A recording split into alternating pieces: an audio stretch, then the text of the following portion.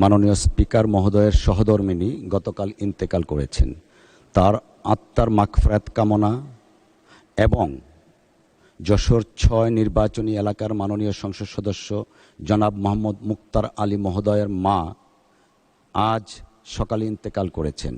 তাদের উভয়ের আত্মার মাগফিরাত কামনা করে দোয়া পরিচালনা করার জন্য আমি মাননীয় চিফ হুইপ মহোদয়কে অনুরোধ করছি।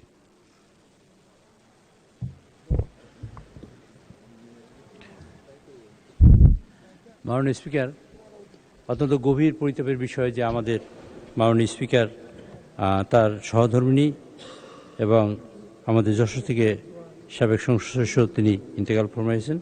আমরা তাদের সকলের জন্য সংসদ সদস্যের মা তিনি ইন্তেকাল ফরমাইছেন, আমরা তাদের সকলের জন্য দোয়া করি।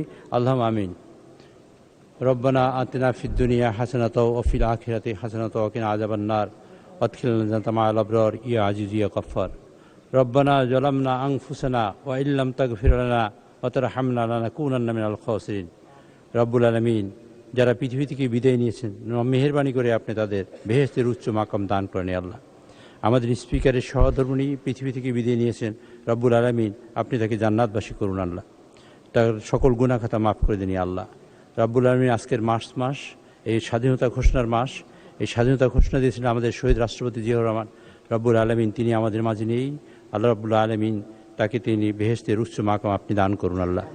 আমাদের গণতন্ত্রের মা এবং তিনবার প্রধানমন্ত্রী, সাবেক প্রধানমন্ত্রী বেগম খালেদা জিয়া অনেক নির্যাতন, নির্মম নিপীড়নের কারণে পৃথিবী থেকে বিদায় নিয়েছেন।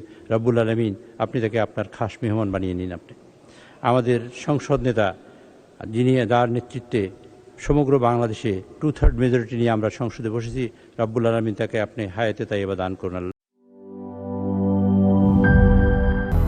200-র বেশি সার্ভিস ও ফিচারে লেনদেনের সব বিকাশ অ্যাপে সম্ভব।